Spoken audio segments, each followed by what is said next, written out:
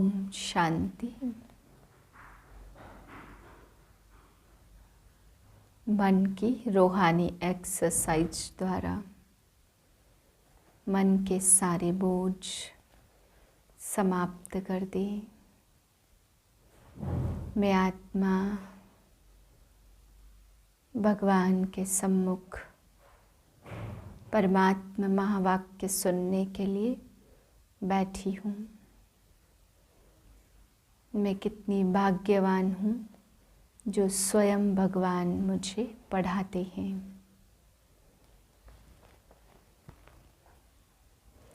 29/4/2023 के महावाक्य। मीठे बच्चे श्रीमत ही श्रेष्ठ बनाएगी, परमत व मनमत श्रापित कर देगी। इसलिए श्रीमत को कभी भी भूलो मत।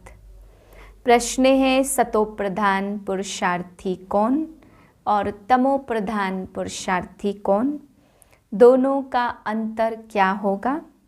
उत्तरे, सतो प्रधान पुरुषार्थी बाप से पूरा वर्षा लेने का पुरुषार्थ व प्रतिज्ञा करते, वह याद में रहने की रेस करते और नंबर 1 जाने का लक्ष्य रखते। तमो प्रधान पुरुषार्थी कहते, जो तकदीर में होगा। अच्छा, प्रजा बनेंगे तो प्रजा ही सही।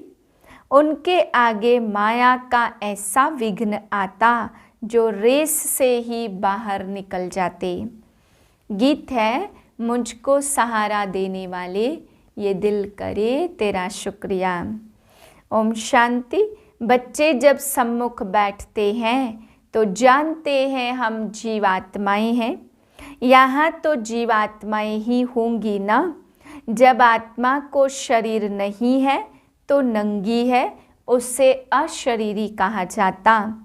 तुम तो शरीर सहित बैठे हो। आत्मा व परम आत्मा जब तक शरीर में न आए तब तक बोल नहीं सकते। तुम जीवात्माएं जानती हो हम बाप के सम्मुख बैठे हैं। हूबहू 5000 वर्ष पहले सम्मुख आए थे। बच्चे जरूर बाप से ही वर्षा लेंगे। जानते हैं हम अपने परम पिता परमात्मा बेहद के बाप के सम्मुख बैठे हैं। क्यों बैठे हैं? बाप से बेहद का वर्षा लेने। जैसे स्कूल में समझते, हम टीचर द्वारा इंजीनियरिंग सीखते, बैरिस्टरी सीखते, यह एम ऑब्जेक्ट रहती है। तुम बच्चे समझते हो हम ब्रह्मा के तन से बैठ राजयोग सिखाते हैं। भगवानोवाच, यह तो बच्चों को समझाया कि भगवान कहा जाता निराकार को। जीवात्मा पुनर्जन्म जरूर लेती है। कोई भी सन्यासी से तुम पूछो मनुष्य पुनर्जन्म लेते हैं तो ऐसे नहीं कहेंगे कि नहीं लेते। नहीं तो 84 लाख जन्म कैसे कहते? पूछो, तुम पुनर्जन्म को मानते हो? यह तो बरोबर है। आत्मा संस्कारों अनुसार एक शरीर छोड़ फिर दूसरा लेती है। ऐसे ऐसे करते मनुष्य 84 लाख जन्म नहीं परंतु 84 जन्म लेते हैं। इससे सिद्ध होता पहला जन्म जरूर बहुत अच्छा सतो प्रधान होगा। लास्ट में छी तमो प्रधान होंगे। 16 कला से फिर 14 कला, फिर 12 कला होती जाएगी। पुनर्जन्म जरूर लेते हैं। पूछना चाहिए, अच्छा परमपिता परमात्मा ने पुनर्जन्म लिया है या जन्म मरण रहित हैं? देखो, यह पॉइंट बहुत सूक्ष्म है। अगर कहेंगे जन्म मरण रहित है तो फिर शिव जयंती सिद्ध नहीं होगी। कहेंगे शिव जयंती तो मनाई जाती है, समझाया जाता, हाँ शिव जयंती है, परंतु जन्म के साथ फिर मरना जिसको कहा जाता वह नहीं है। अगर मरे तो फिर पुनर्जन्म लेवे। बाप कभी पुनर्जन्म नहीं लेते। वह इस तन में एक ही बार आते हैं बस, फिर पुनर्जन्म में आते नहीं। परमपिता परमात्मा पुनर्जन्म रहित है, वह कब सतो प्रधान से तमो नहीं बनते। आत्माएं तो सब जन्म मरण में आते आते पतित बन जाती, फिर बाप आते पावन बनाने। इससे सिद्ध होता आत्मा ही पतित होती है और आत्मा ही पावन आती है, फिर माया पतित बना देती है। बाप कभी भी बच्चों को गंदी मत नहीं दे सकते। इस समय के पतित मनुष्य पतित मत देते हैं। अब पावन बाप कहते कि पतित नहीं बनो, अर्थात विकारों में नहीं जाओ। रावण की मत से दुख धाम बन गया है, पहले सुख धाम था। ऐसे नहीं बाप ही सुख दुख देते, नहीं बाप कभी बच्चों को दुख की मत नहीं दे सकते, माया ही दुख देती है।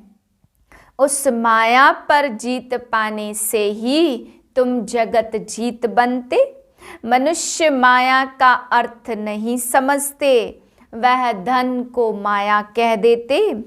कहते हैं ना, इनको माया का बहुत नशा है, परंतु माया 5 विकार को कहते। अगर 5 विकार का नशा है तो माया एकदम खा जाती। सतयुग त्रेता में माया का नशा होता नहीं, वहां रावण का बुत बनाकर जलाते नहीं, बुत कड़े दुश्मन का बनाया जाता।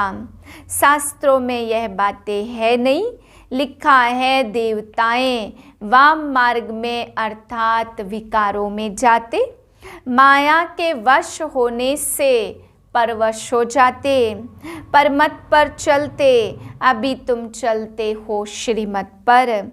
परमत माना माया की मत और श्रीमत अर्थात श्रेष्ठ बाप की मत। आसुरी संप्रदाय सब रावण की जंजीरों में दुखी है। मनुष्य तो सतयुग की आयु लाखों वर्ष समझते, तो तुम हिसाब किताब बताते हो 5000 वर्ष कैसे है। क्राइस्ट को 2000 वर्ष हुआ, बुद्ध को 2250, फिर इस्लामी को 2500, सबको मिलाकर आधा कल्प।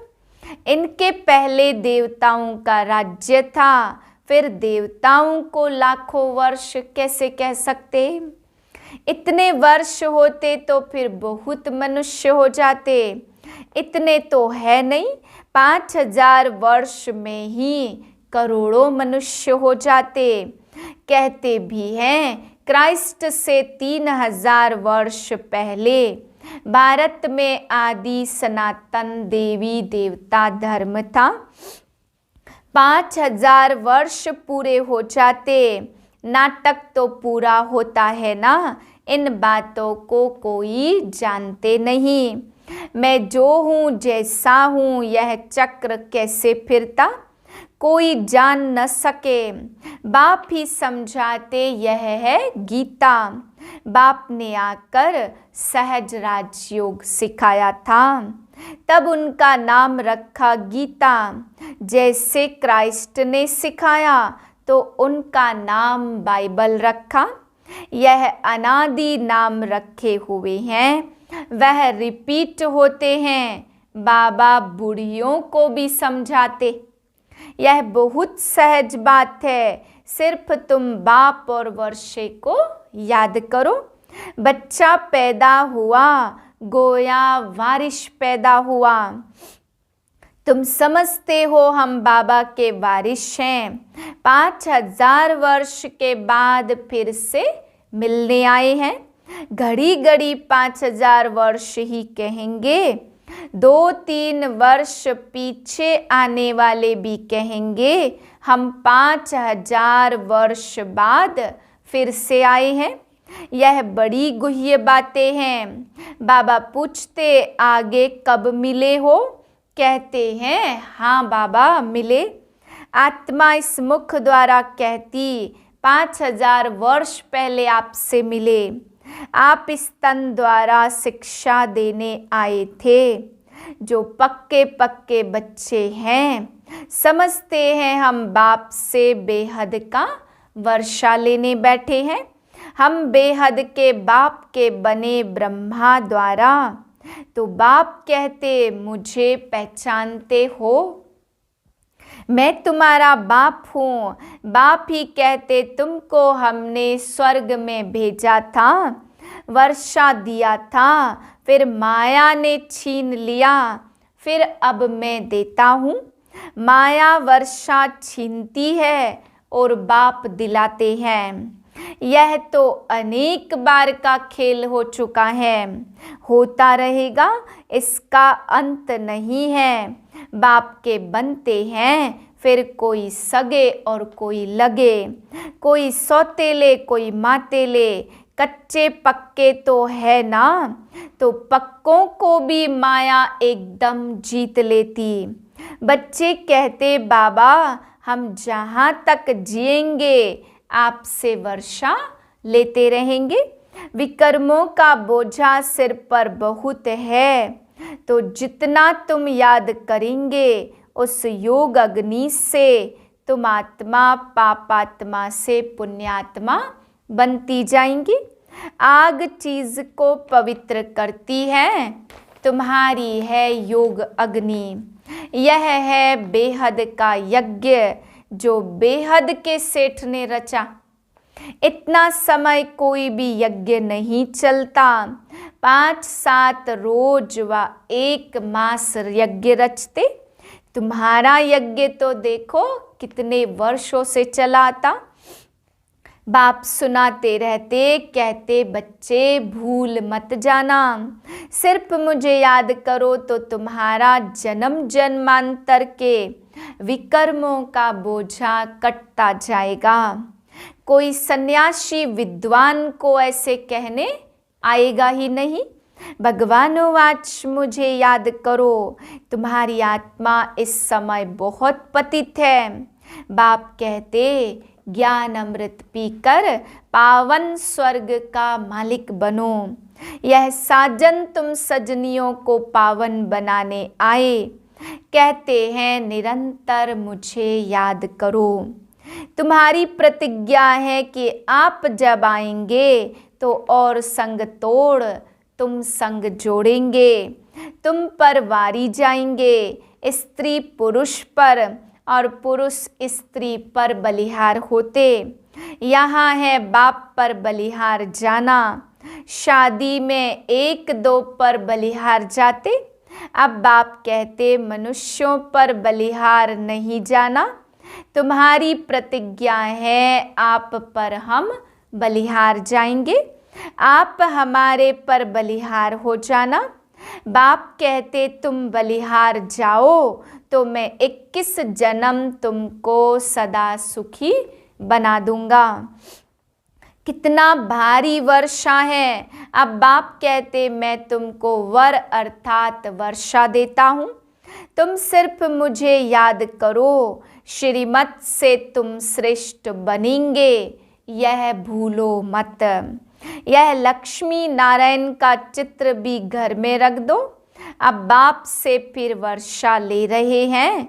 बाप परम धाम से आए हैं, परंतु माया चील भी कम नहीं है, पंजा मार देती। सबकी बात नहीं है, नंबरवार हैं। कोई तो एकदम भूल जाते कि हम बाप से वर्षा लेते हैं। यहाँ बैठे हैं तो नशा चढ़ता और यहाँ से बाहर निकला और भूला। फिर सुबह को रिफ्रेश होते, फिर सारा दिन भूल जाते। 4-5 वर्ष अच्छी सर्विस करने वाले भी आज देखो है नहीं। कुछ अवज्ञा की तो माया ने जोर से थप्पड़ मारा और चले गए। बाबा कह देते बच्चे माया बहुत कड़ी है, अवज्ञा करने से एकदम गिरा देगी।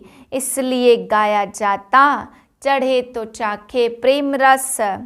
देखते हो ना कैसे चकनाचूर हो जाते, वैकुंठ में तो जरूर चलेंगे, परंतु पद तो नंबरवार है। भल वहाँ सब सुखी रहते, फिर भी मर्तबे तो है ना।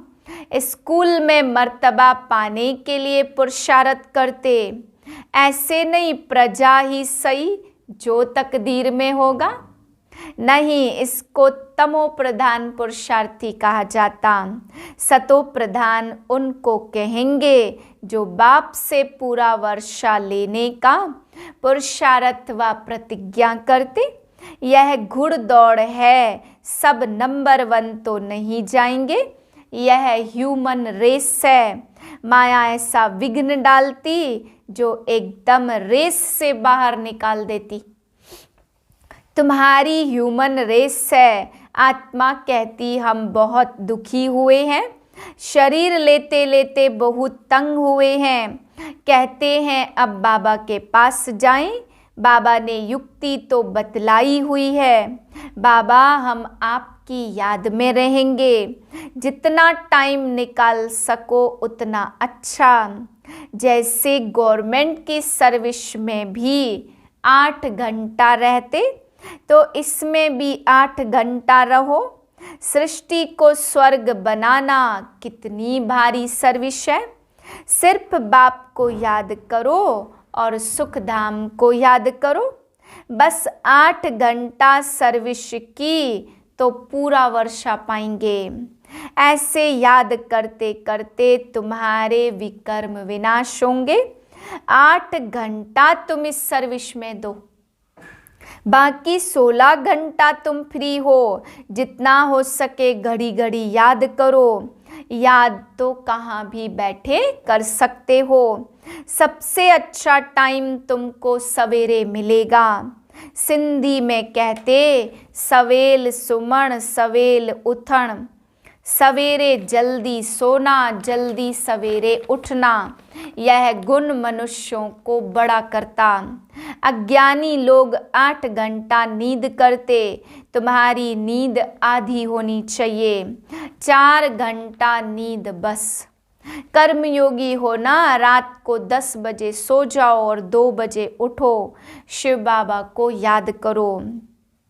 2 बजे नहीं उठ सकते तो 3 बजे, 3 नहीं तो 4 तो उठो। वह फर्स्ट क्लास समय है, एकदम शांति रहती, सभी अशरीरी बन जाते। उस समय सन्नाटा बहुत होता, ऐसे लगता जैसे सब मरे पड़े हैं, जैसे कि मूल वतन हो जाता। उस समय तुम बाबा को याद करेंगे तो वह याद पक्की हो जाएगी। अमृत वेले की याद अच्छा असर करती। बाबा बहुत करके रात को जागते रहते। स्थूल काम में आने से माथा भारी होता, सूक्ष्म सर्विस में थकावट नहीं होती। कमाई थोड़ी थकाएगी, कमाई से तो खुशी होगी। तो सवेरे सवेरे उठकर याद करने से बड़ी कमाई है। अच्छा, मीठे मीठे सिकिलदे बच्चों प्रति माता पिता बाप दादा का याद प्यार गुड मॉर्निंग। रूहानी बाप की रूहानी बच्चों को नमस्ते। हम रूहानी बच्चों की रूहानी बाप को नमस्ते। धारणा के लिए पहली पॉइंट, सवेरे अमृत वेले उठ अशरीरी बन बाप को याद करने का अभ्यास करना है। पूरा वर्षा लेने के लिए याद की रेस करनी है। कम से कम 8 घंटा याद जरूर करना है। दूसरी पॉइंट, एक बाप पर पूरा बलिहार जाना है। परमत व मनमत पर न चल, एक बाप की श्रेष्ठ मत पर चलना है। वरदान है, रूहानी एक्सरसाइज द्वारा वेट बोझ को समाप्त करने वाले समान और समीप भाव। रूहानी एक्सरसाइज अर्थात अभी अभी निराकारी और अभी अभी अव्यक्त फरिश्ता और अभी अभी साकारी कर्म योगी, अभी अभी विश्व सेवाधारी। ऐसी एक्सरसाइज रोज करो तो व्यर्थ का जो बोझ है वो समाप्त हो जाएगा। जब बोझ वेट समाप्त हो, मासूक समान डबल लाइट बनो, तब जोड़ी अच्छी लगेगी। यदि मासूक हल्का हो और आशिक भारी हो तो जोड़ी अच्छी नहीं लगेगी। रूहानी माशिक आशिकों को कहते समान बनो, समीप बनो। स्लोगन है, अपने जीवन रूपी गुलदस्ते द्वारा दिव्यता की खुशबू फैलाना ही गुणमूर्त बनना है। ओम शांति।